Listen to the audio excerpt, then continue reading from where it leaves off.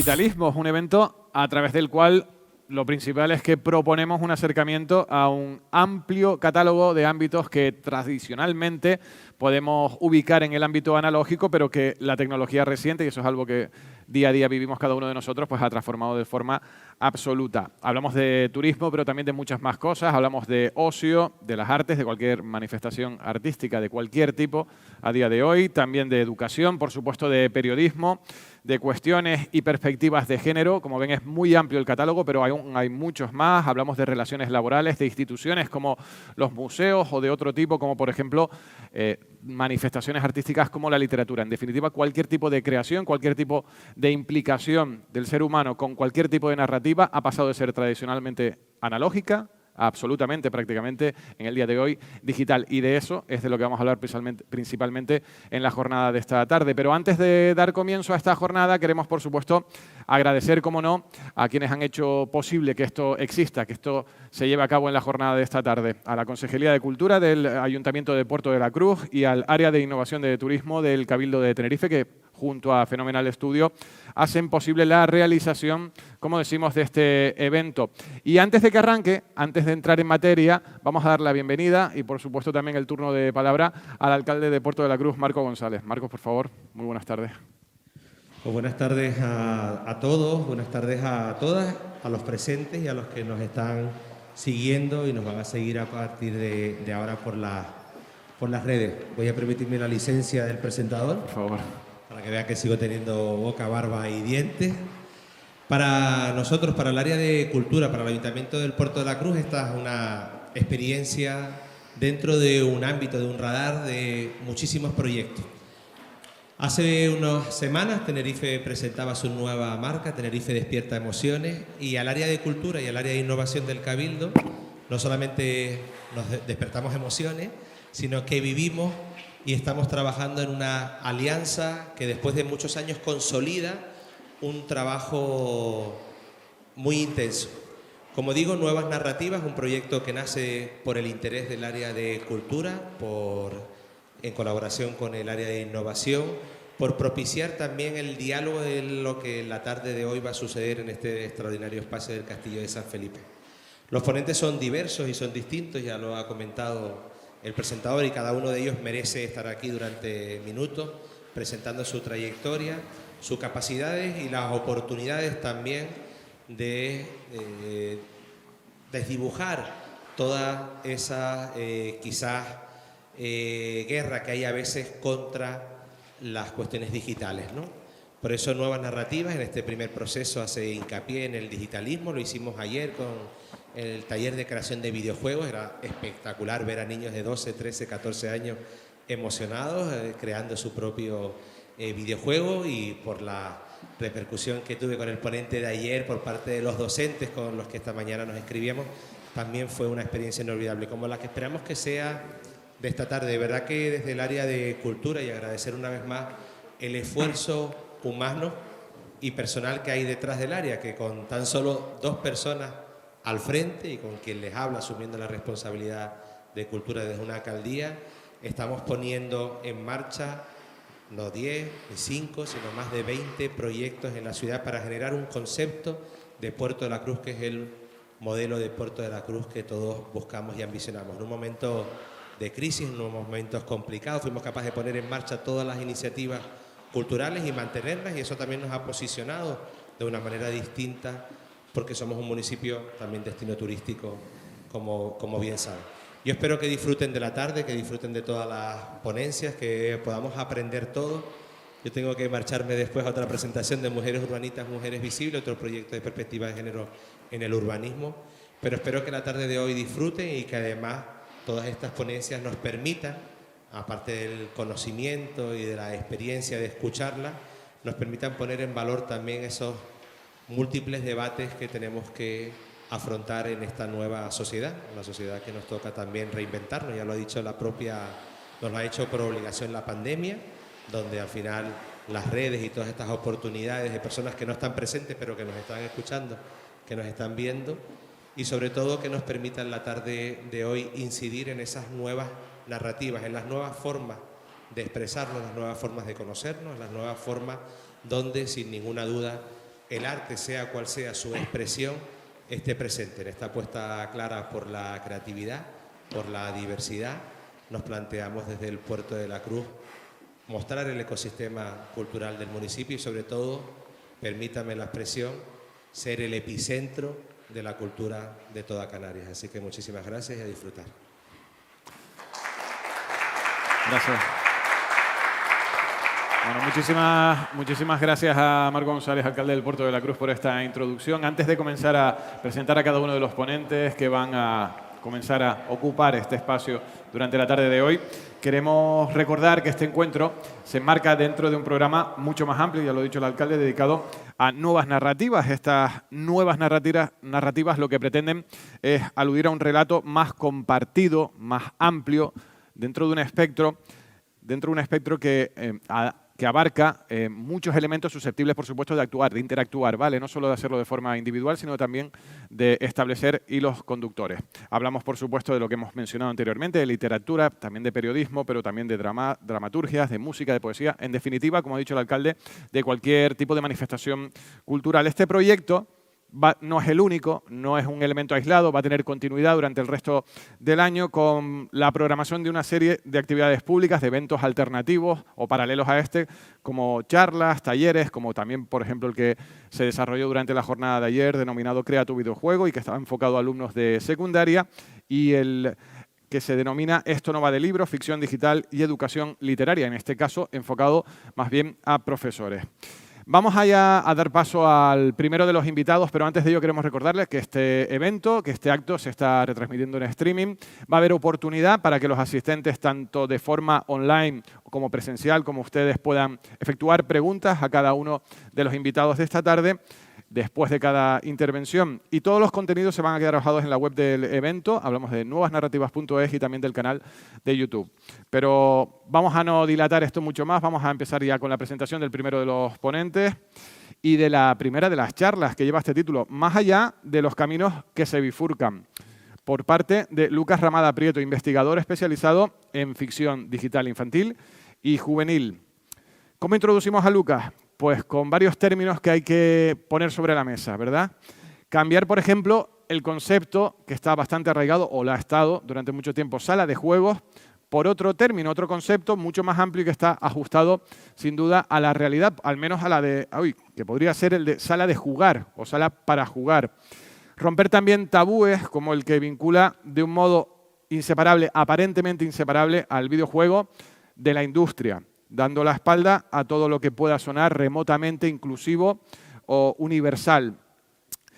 Está claro, saben todos de lo que estamos hablando, cuando hablamos de videojuegos, tradicionalmente lo hacemos en la mayoría de las ocasiones pensando en ocio, en consumo, en un instrumento, en definitiva, alienante.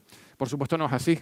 La realidad y el desarrollo de los acontecimientos han demostrado una y otra vez que puede ir, que ya va, muchísimo más allá de lo que hemos comentado anteriormente. Para hablar de eso y de muchas más cosas está aquí hoy Lucas Ramada Prieto. Su charla se anuncia como una breve exploración por alguna de las posibilidades poéticas que el videojuego lleva años explorando y que trascienden la simple toma de decisiones que tanto asociamos tradicionalmente a este medio, porque no todo en la vida, dice Lucas, es ilusión de libertad. En efecto, las posibilidades narrativas, o como prefiere decir Lucas, poéticas del videojuego, son infinitas. Hablar hoy de la cultura del juego es muy real, es algo plausible, lo podemos contrastar a diario, y su lenguaje es plural, diverso, engloba millones de experiencias y seguramente lo más importante demuestra que hay mucho más terreno por descubrir que el que ya se ha descubierto, o al menos del que ya ha sido narrado, como le gusta decir a Lucas, poetizado. Damos la bienvenida a Lucas Ramada Prieto.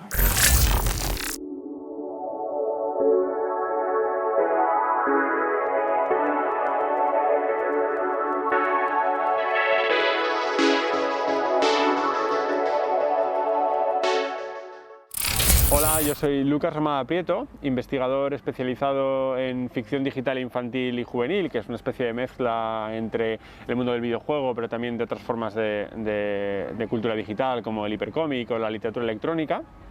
Y básicamente mi charla va a ser una reflexión sobre si la percepción que tenemos del mundo del videojuego como medio que en muchísimas ocasiones pretende contarnos cosas, necesariamente está tan limitado como muchas veces sentimos cuando lo vemos, por ejemplo, reflejado en anuncios de televisión o en marquesinas de autobús o lo que sea, ¿no? Si la percepción que tenemos sobre lo que el videojuego puede llegar a ser es tan limitada como los discursos generalistas que se hacen en torno a él. Entonces voy a intentar hablar de una serie de pequeños rincones de exploración estética que me parece muy importante para que entendamos el videojuego y su poética, su capacidad de contarnos y expresar cosas, sea muchísimo más amplia y sea más acorde con lo que un medio tan rico a nivel de materias primas como el del videojuego puede llegar a cubrir.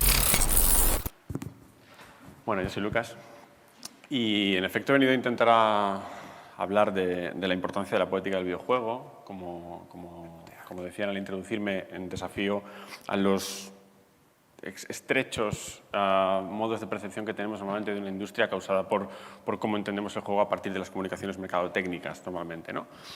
Pero antes de empezar, me apetecía empezar con esta frase del último round de Cortázar, porque creo que me parece un terreno importante desde que empezar a hablar, ¿no? Dice, digo juego con la gravedad con que lo dicen los niños, en esa idea, esa defensa de lo que significa el acto de jugar para el ser humano, ¿no? Como espacio carnavalesco, apropiativo, desafiante y subversivo con el que entendemos y empezamos a explorar lo que significa el mundo.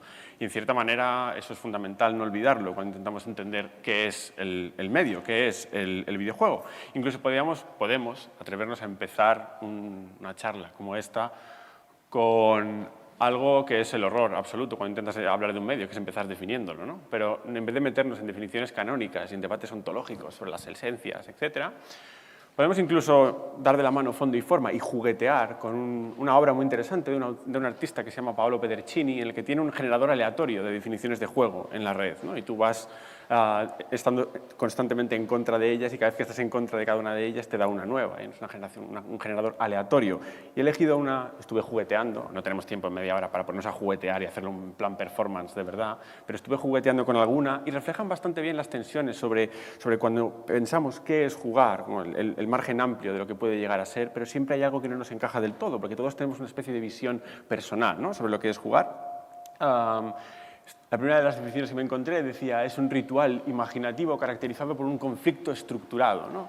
¿Por qué necesariamente estructurado? ¿Es el juego simbólico de la infancia necesariamente estructurado o tiene un punto muchísimo más libre cuando decidimos pensar que las cosas no son las que tenemos delante, sino que son otra que nos inventamos, ¿no? Una segunda, por ejemplo, una actividad voluntaria en la que los jugadores y las jugadoras toman decisiones y que da como resultado tiene como resultado un resultado desigual, ¿no? ¿Por qué? No es el juego cooperativo, la persecución en un acto lúdico de conseguir un resultado concordado entre todas las personas que juegan, ¿no? Esto quiere decir que realmente la definición de juego es un concepto bastante difícil de acercarse a él, que tiene una serie de elementos comunes, pero que al fin y al cabo no es una materia totalmente palpable que podamos decir, esto es jugar, lo tengo muy claro y a partir de ahí puedo empezar a construir un discurso, ¿no? Aún así, utilizo el meme del cerebro gordísimo para decir, a lo mejor nos estamos flipando un poquitín de primeras y estamos moviéndonos en una nube quizás demasiado abstracta, cuando realmente podemos hablar de la percepción que tenemos sobre lo que es el videojuego, no a partir de lo abstracto, conceptual, teórico, sino a partir de las percepciones que tenemos del videojuego como discurso que hay en la calle. ¿Qué es el videojuego para la gente normal que hay en la calle? ¿Qué es el videojuego para nuestros abuelos, nuestras abuelas, para nuestras madres, nuestros padres, para nuestros hijos, hijas, vecinos, primos pequeños que ni siquiera juegan, ¿no? Y ahí no es tanto el análisis teórico de lo que es el videojuego, sino la percepción de calle que tenemos sobre cómo se construye la idea del videojuego.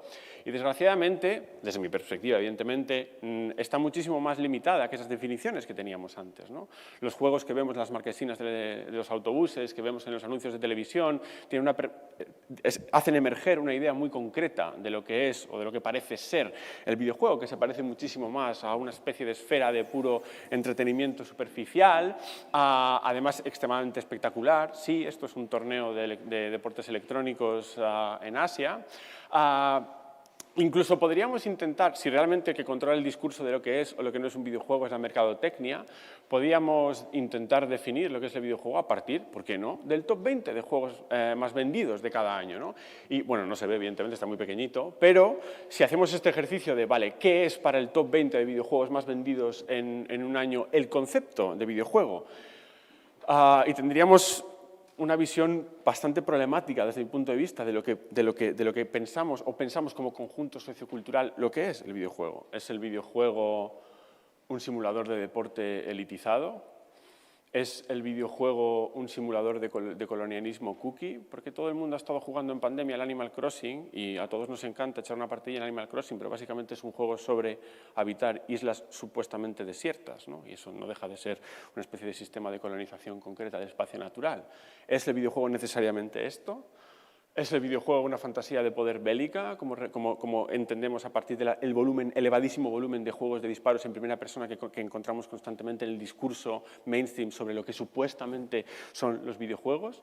Y si viéramos el top 20 y nos centramos específicamente, porque estamos en un espacio de nuevas narrativas, de lo que es el videojuego narrativo, podríamos llegar a medio entender que a lo mejor el videojuego narrativo es un ejercicio de solipsismo narrativizado hiperrealista, en el sentido de que la mayoría de los videojuegos realmente te ponen en la posición de ser un personaje en el que todo en el mundo que tú estás jugando está para ti, extremadamente liberalizado y solipsista en ese sentido, narrativizado evidentemente y con tintes de que encima para que te lo creas, ¿no? Y esto no deja de ser una forma muy macabra de subyugar una forma, un medio artístico a las tendencias. Ese es Elon Musk disfrazado de Wario, ¿eh? Como ese es Elon Musk, el de Tesla, disfrazado de personaje de videojuego. No deja de ser extremadamente macabro hacerte creer que un videojuego es un mundo que está totalmente a tu servicio y encima controlarte a partir del discurso narrativo y encima hacértelo creer como palpable, ¿no? Como real.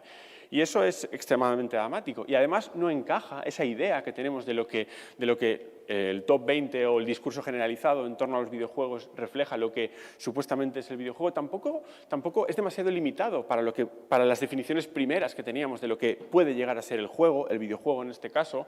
Y esta última que me encontré casi al final de la preparación de la presentación, que dice un ritual definido por la sensibilidad del autor, ¿no? Realmente una definición sobre lo que es jugar como esta se tiene que limitar a todo ese listado de experiencias videolúdicas que encontramos en las obras más vendidas cada año, en el que la mitad suelen ser simuladores deportivos, como decía, una cuarta parte, la mitad simuladores de deportes de disparos, etc., ¿no?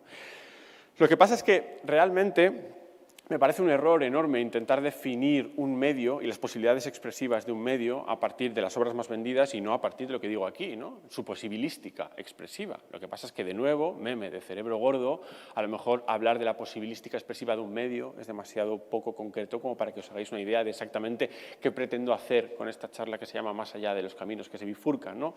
Vale, posibilística expresiva, ¿cuál es esa? No tengo claro que sea infinita, como decían al presentarme, pero sí es bastante elevada, básicamente porque podemos hablar del videojuego. Hay una definición que esta no es aleatoria, sino que es real, que dice que el juego es un espacio de libertad contenida por una norma, ¿no? Un espacio de libertad en el que jugamos a cosas y contenidas por una norma, que es lo que nos da el setting en el que jugamos. La norma puede ser desde las normas del jugar en concreto, pero por ejemplo en el acto simbólico de transformar un palo en una escoba voladora, ese es como el pacto de ficción de la literatura, ¿no? Decidir que este palo no es un palo, sino una escoba que vuela, ya es la norma con la que empiezo a jugar. Y el videojuego en concreto es un espacio de libertad contenido por una norma que se nos representa audiovisualmente, ¿no? Y en ese sentido he hecho un pequeño recorrido, además a toda pastilla a piñón con la media hora que tengo, para intentar visibilizar algunos. No pretendo ser ni muchísimo menos exhaustivo, ni generar cátedra, ni muchísimo menos, pero después de años ya estudiando el medio, algunos de los rincones expresivos y en efecto poéticos que el videojuego tiene y que normalmente no le prestamos atención.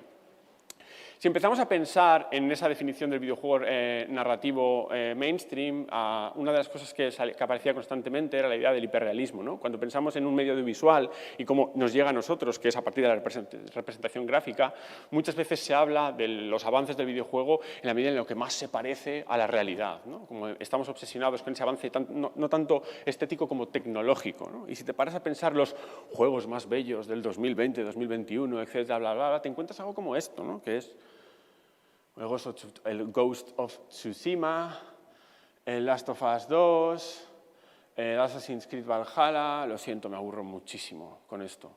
O sea, si realmente la evolución estética de un medio con unas posibilidades gráficas prácticamente indeterminadas es convertirnos en un continuo atardecer de una película de Ridley Scott, yo tengo un problema, ¿no? Ya tengo la Teniente O'Neill para eso. Es un medio que debería mostrarse en su heterogeneidad y su pluralidad, no necesariamente en la persecución de lo que el cine puede hacer con la luz o la increíble manera que tenemos de replicar la realidad. En ese sentido, me parece muy interesante que empecemos a entender el medio como un medio abierto a lo posibilístico, a las representaciones variadas de las estéticas gráficas que pueden presentar, ¿no? He puesto algunos ejemplos, me parece muy interesante el Gorogoa de Jason Roberts, porque encima el estilo se parece muchísimo al cómic europeo y encima lo que te hace es juguetear con sus diferentes viñetas para conectarlas entre sí y hacer evolucionar una especie de historia en la que el tiempo y el espacio es como una suerte de cubo de Rubik. Bueno, los GIFs se ven un poquitín reguleros porque, claro, los GIFs tienen las limitaciones que tienen y están a 500p, pero quería también que vieseis los juegos en movimiento. Quizás desde la distancia no se vea ni tan mal, pero bueno. Una maravilla plástica es Chuchel, del laboratorio Manita Design, de un ilustrador que se llama Jaromír Placi, checo, en el que básicamente gran parte del potencial evocativo del juego se basa en la construcción estética de los personajes, es muy evidente, en la manera en la que queremos constantemente estar rodeado de ellos y participar con ellos, y gran parte de esa comunicación expresiva, llámala narrativa, llámala como quieras, se basa en lo bien diseñados que están gráficamente los personajes por una persona que encima es un ilustrador de álbum ilustrado infantil, como es Jaromír Placi.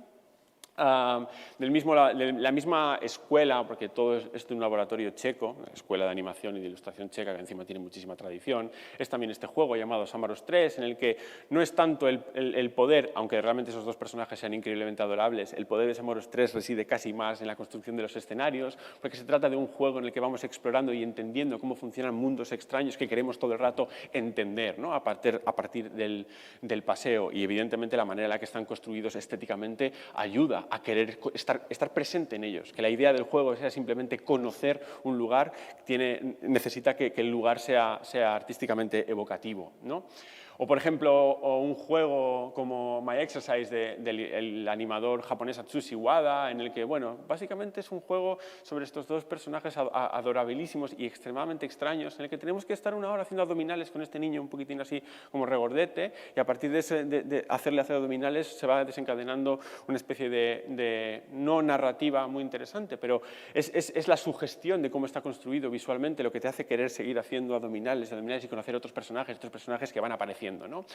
Un bodegón surrealista, te lo compro directamente. Este juego que se llama El filo conductor de Mario von Rickenbach y Christian Etter es una maravilla en el que a partir de ese interruptor como de lámpara vieja que vemos, el escenario se va transformando en diferentes cosas y es raro realmente concebir el videojuego como un bodegón interactivo, ¿no? Una maravilla que encontramos además muy fácil en las tiendas virtuales porque pertenece a una colección que se llama la Triennale de Milán, que es gratuita, así que otra maravilla también estética.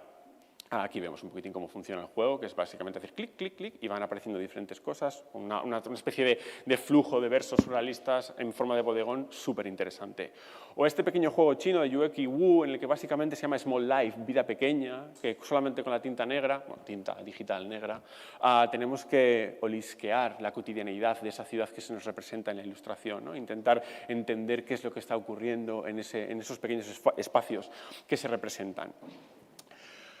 Bueno, una pequeña muestra de las posibilidades estéticas del medio que no son el hiperrealismo, ¿no? Y que no son tampoco los muñecos cabezones del Animal Crossing o los colores chillones de los juegos de Nintendo, que va muchísimo más allá, que es un medio que nos llega visualmente y que hay que honrar eso, porque tenemos el problema de los cuellos de botella estéticos, es decir, pensar que un medio solamente es una cosa, y el otro problema de que de repente llegue alguien que hace algo medio bonito y de repente sea un legitimador del medio, ¿no? Yo he venido a que el videojuego sea arte. No, hermano, el videojuego lleva siendo arte muchísimo tiempo y hay unos pequeños ejemplos al respecto. Comunicar esto para que todas tengamos claro que esto es así es súper importante para construir mirada crítica hacia lo que significa el medio del videojuego. No solo fuck hiperrealismo, sino también que le den a la épica. Estoy hartísimo de fantasías épicas de poder en la narrativa. No me interesa lo más mínimo jugar cosas épicas, ¿no? Entonces he explorado una serie de elementos temáticos que se están trabajando en el videojuego que a mí me interesan muchísimo más que ser el salvador de la humanidad o mierdas de ese tipo que no me interesan lo más mínimo. Me interesa, por ejemplo, olisquear la cotidianidad familiar y entender cómo se puede comunicar eso a través del videojuego. Es básicamente lo que hace Mutazione en un juego maravilloso sobre entender la alteridad relacional, las otras formas de relacionarse que tienen los personajes de esta isla de mutantes en el que vive el abuelo de la protagonista, ¿no? La protagonista viaja a esa isla para entender no solamente a su abuelo, sino el lugar en el que ha conformado idiosincráticamente a ese personaje, ¿no? Y estamos constantemente charlando, paseando y existiendo en ese lugar para entender esa cosa tan a veces extraña, pero tan fundamental para quienes somos, que son las otras, ¿no? Y los otros. Un juego maravilloso que os animo muchísimo a probar también. A través de la conversación también se construye un juego como Lieve Oma, que es una historia sobre una abuela y su nieto. Y básicamente lo que tenemos que hacer es pasear por el bosque cogiendo setas y hablar con ella. Es un juego que defiende un poquitín, bueno, que intenta poner en aviso sobre lo fugaces que son las relaciones intergeneracionales, que a veces las paladeamos más cuando las hemos perdido que cuando las tenemos en presente, ¿no? Porque encima el juego se construye como flashback. Es una persona mayor que ya no puede estar con su abuela pasando por el bosque y ahí sí lo echa de menos. Y en el momento mientras lo estamos jugando, estamos un poco como pensando, ¿qué es esto? Esto es muy importante, es hablar con tu abuela en el bosque y esto importa, ¿no? Paladear esa conversación intergeneracional es algo muy interesante que el videojuego también está empezando a abordar en obras como esta, ¿no? Estos son los dos personajes paseando por ese bosque de naranjas. Me interesa también muchísimo la exploración de la sátira existencial en el juego, y no desde una perspectiva de nuevo como muy grave, sino desde el humor y lo satírico, ¿no?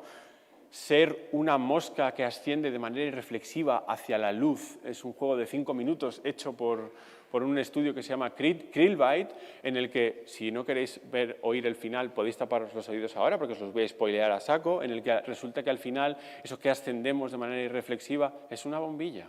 Y acabamos muriendo, ¿no? Estamos todo el rato ascendiendo y ascendiendo y ascendiendo hacia una luz cada vez más intensa, encima con música de Edward Grieg de fondo, súper épica y romántica, ¿no? Como, guau, estoy entendiendo el sentido de la vida. El sentido de la vida es que al final te quemas con una bombilla. Y ese es un juego de 6-7 minutos súper interesante de este estudio.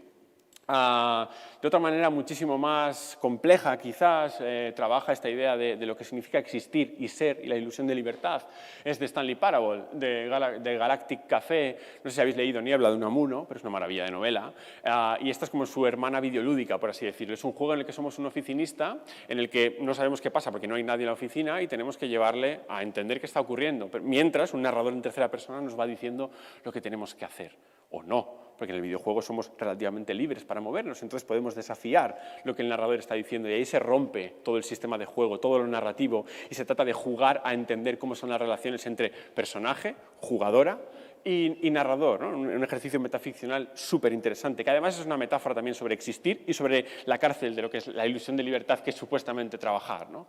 Es un juego maravilloso que, bueno, como todos, os animo muchísimo a que probéis para explorar estas pequeñas esquinas temáticas del juego. Me interesa muchísimo, evidentemente, también la relación entre el videojuego, lo personal y lo político, la construcción de narrativas en las que los personajes son cuerpos politizados que intentan mostrarnos realidades concretas que deberíamos entender. Me interesan incluso más que los juegos explícitamente políticos, porque me parece más interesante entender la complejidad del terreno ideológico desde la seguridad y la ambigüedad de lo ficcional cuando está bien escrita que desde lo moral discursivo, ¿no? Y un ejemplo muy interesante es Night in the Woods, en el que somos Mae Borowski volviendo a casa después de un primer año de universidad que no ha funcionado muy bien, dropeamos la universidad, no queremos saber nada más de ello, pero volver a casa con 20 años es una movida muy compleja al pueblo. No sé si lo habéis hecho, pero es una cosa muy extraña y muy compleja, ¿no? Esa sensación de desarraigo cuando encima está en medio de la crisis inmobiliaria estadounidense, con tu padre en paro, y el juego básicamente es levantarte cada día y explorar el pueblo y sus sujetos políticos, sus sujetos vivientes en ese lugar, ¿no? Además es un juego abiertamente antifascista, así que yo encantado de la vida. Otro juego también de la relación entre lo personal y lo político es este Stillness of the Wind, en el que somos una señora muy mayor llamada Talma, a la que ha sido totalmente abandonada en la ruralidad, una especie de metáfora de lo que se habla muchísimo ahora, ¿no? Que es lo de los lugares vaciados realmente.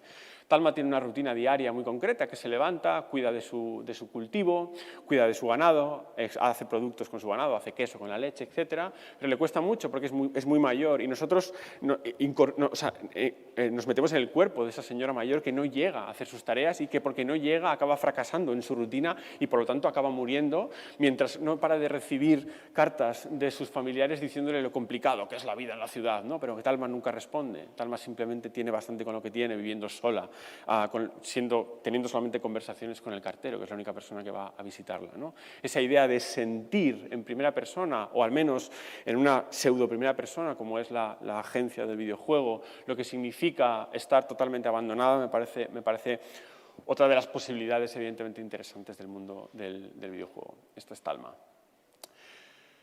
Pero vamos a ir más allá, y si no solamente le damos cera a la idea de las diferentes maneras en las que el videojuego narrativo ha sido enquilosado y le damos directamente una toñina a la narrativa en sí, y si entendemos el juego más allá de lo puramente narrativo, y si nos liberamos de las cadenas de lo que significa entender la poética del medio desde esa definición de lo narrativo de alguien le cuenta algo a alguien que ocurre en un espacio y en un tiempo concreto, ¿no? Y nos liberamos de esas cadenas interpretativas que nos obligan a entender el videojuego desde esa mirada, y nos liberamos y nos acercamos a la visión poética, transversal, simbólica, metafórica, alegórica, que puede llegar a tener un medio que no tiene por qué ser narrativo. El mismo Cortázar, en Último Round, continúa esa cita diciendo: toda poesía que merezca ese nombre es un juego, porque jugar poesía es jugar a pleno, ¿no? Y entonces vamos a darle la vuelta a lo mismo, porque vamos a decir, no solamente la poesía es juego, sino que el juego también puede ser poesía. De hecho, a veces es mucho más interesante interpretar el videojuego desde la mirada poética que desde el narrativo. Podemos liberarnos de las cadenas con las que a veces somos presos, de la tiranía del storytelling, que es algo que yo digo mucho porque realmente creo que somos presos de la mirada lineal y discursiva de las narrativas, para desligarnos de la constante reconstrucción argumental de las obras e intentar interpretar metafóricamente lo que significa jugar, la interpretación simbólica y metafórica de los sistemas de juego, que es algo fundamental de la poética del videojuego. De esta manera podemos entender una obra como Kids, de Michael Frey y Mary von Rickenbach, en el que tenemos que controlar a los diferentes personajes que aparecen en pantalla, además todos iguales, para obligarles a hacer una cosa. No importa la cosa que les obligamos a hacer, pero tenemos que obligarles a hacer a todos lo mismo, ya sea tirarlos al agujero o ya sea salvarlos del agujero, porque lo que realmente intenta contarte el juego es una metáfora sobre la presión social, ¿no? Cómo estamos constantemente sujetos a presiones ajenas que van más allá de la individualidad. Y esa es una manera en la que, a partir del continuo sistema de acciones que vamos haciendo en esta obra, vamos entendiéndolo. No se puede reconstruir argumentalmente esta obra, ha de ser entendida de una manera simbólica y metafórica. Un juego como Bacon, The Game, Bacon, el juego. Si no lo leemos metafórica o simbólicamente, a lo mejor simplemente es el típico juego de autobús o cuando estamos en el baño haciendo caca, que no significa nada, porque simplemente lo que tenemos que hacer en este juego es poner lonchas de bacon encima de cosas. Cuando realmente nos damos cuenta de sobre qué ponemos lonchas de bacon encima, a lo mejor tiene más enjundia de la que parece, porque es un juego en el que ponemos lonchas de bacon sobre absolutamente todo, desde una cheeseburger, que encaja, una piña colada, no encaja tanto, o la bandera de América. A lo mejor es que Bacon, The Game, de Philip Stollenmayer, es una crítica abigarrada a la globalización imperialista yanqui, ¿no? A lo mejor es que va de eso, si lo leemos de esa manera. Encima, fijaos en esta escena, le está poniendo una loncha de bacon sobre la Estatua de la Libertad. La lectura encaja muchísimo más. No hace falta ser necesariamente ideológico y político para leer los juegos. También podemos leerlos de nuevo en clave más lírica. Orchids to Dusk, un juego en el que tenemos solamente 5 minutos de oxígeno para ser en un planeta. Y tenemos dos opciones, o intentar luchar, pero sabemos que no sirve de nada, o intentar entender que vamos a morir y paladear ese lugar en el que nunca hemos estado, un lugar extraño, lleno de flora extraña, y que parece sugerirnos que te quedes calmado, que disfrutes y que puestos a tener 5 minutos solamente de vida, disfrútalos, cálmate y asúmelo, ¿no? La lectura poética de este sistema de juego viene además matizada porque cuando intentamos luchar y morimos luchando, detrás de nosotros no dejamos nada, solamente un casco vacío, que se encuentran los jugadores que vienen después de nosotras. Si en cambio aceptamos que vamos a morir y nos sentamos a paladear el mundo que tenemos delante, en vez de desaparecer, nuestro cuerpo se transforma en una flora, ¿no? Que encaja muy bien con esta idea que decía Kubrick de que si estamos condenados al vacío y al absoluto vacío del espacio infinito y al eterno silencio de la muerte, mejor dejar detrás de nosotros un poquito más de luz, ¿no? Una lectura interesante del valor de la poética del mundo. Este paladeo de lo inmediato también me parece muy interesante para intentar entender el videojuego desde otra lógica que no sea necesariamente desde la maldita ansia anticipativa del qué pasará, Consumimos cultura todo el rato, sobre todo la narrativa, en plan, ¿qué va a ocurrir ahora? El giro argumental, el giro de guión, el puto cliffhanger, no me interesa lo más mínimo. ¿Por qué no paladeamos lo contemplativo de lo que tenemos delante? ¿Por qué no convertimos el videojuego en un lugar sobre paladear y pasear lo que esos mundos ficcionales estéticamente creados tienen para decirnos? Vamos a paladear lo presente, vamos a paladear el error, que también todos nos equivocamos, no como los videojuegos pretenden hacer, que estamos todo el rato como queriendo ser el mejor en todos los videojuegos del top 20. Que me parece también interesante interpretar lo que significa dentro del mundo del videojuego que todos los videojuegos vayan sobre ser el que gana, ¿no? El género del Battle Royale, que se entran 100 y sale solamente uno. Yo no quiero ser el mejor ya en esta vida, yo ya he pasado esa tontería. También interpretar los sistemas de juego, del juego generalista, también es una herramienta de empoderamiento crítico, ¿no? Paladear lo que tenemos delante, paladear el presente. Juegos en los que simplemente se trata de entender cómo esos mundos de ficción, esas arquitecturas que tenemos delante, son capaces de comunicar cosas. Proteus es una maravilla, ilustrada por Edki o al revés, no sé, uno de los dos es el ilustrador y el otro es el músico, en el que simplemente paseamos por una isla en la que la vida suena de diferentes maneras en función de cómo es explorar el universo, simplemente para explorarlo, por el mero hecho de explorarlo y permanecer en sitios y explorar esos diferentes planetas, porque tú pones coordenadas aleatorias y esas coordenadas te llevan a sitios que tú no puedes controlar, ¿no? Y es muy interesante porque cada vez que llegas a un sitio el tiempo pasa y acabas muriendo. Es del mismo autor que el de Orquídeas al atardecer, ¿no? Que es un pibe muy existencialista, evidentemente. Lo que pasa es que en cada lugar que tú visitas tienes la posibilidad de escribir, de tal manera que cuando mueres puedes revisitar tu viaje a partir de lo que escribiste. Esto fue lo que escribí yo un día, ¿no? Pero es muy interesante como ejercicio de reconstrucción de lo que has sido en ese juego, que no deja de ser de lo que has sido en ese mundo a partir de lo que escribiste porque te apetecía decir una cosa y no otra a partir de lo que ese lugar en concreto te estaba sugiriendo. Tampoco me interesa la obsesión constante por identificarnos con los personajes, ¿no? Me parece mucho más interesante entender las posibilidades manipulativas de la ficción, coger cierta distancia y toquetearlas para entender cómo funcionan. En cierta manera estoy intentando que veamos la importancia del juego, no necesariamente como juego, sino como juguete. Dice Miguel Sicart, lo más parecido a un profeta que yo tengo, que dice que con el juego descubrimos los juguetes y en esa relación, poco a poco, nos convertimos en quienes somos, ¿no? Vinculándose con esa idea del aprendizaje por descubrimiento lúdico de la infancia, pero que no debería pararse en ningún momento, ¿no? Y esa exploración de lo juguetesco en el videojuego también es muy interesante. Juegos que son juguetes, como la obra de Vector Park, de Patrick Smith, que son básicamente poemarios surrealistas en forma de objetos virtuales, ¿no? Que vamos toqueteando. Feed the Head, alimenta la cabeza, y tenemos que estar constantemente dándole pelotas que acaban teniendo consecuencias dentro del imaginario de esta persona que se convierten en cosas que luego nos permiten echar a andar y echar a volar, ¿no? Una metáfora muy evidente de la importancia de lo cultural en el empoderamiento del sujeto. Una obra para primeras y primeros jugadores, como Metamorphabet, en el que cada una de las letras básicamente es una especie de consecución de conceptos, de versos libres interactivos, en el que nos va todo el rato como sorprendiendo sobre cómo se transforman las ideas. Esa transformación explorativa de las ideas me parece muy interesante también en otra obra de Paul Clarissou, como Vignettes, en el que es el juego de perspectivas lo que nos permite transformar unos objetos en otros por el mero hecho de descubrir cómo dos conceptos pueden ser relacionables simplemente desde la cuestión desde la perspectiva, ¿no? No hay ningún objetivo más allá que simplemente dejarte sorprender por cómo se transforman dos objetos que en realidad son dos ideas. Y si eso no es la poesía, yo no sé lo que lo es.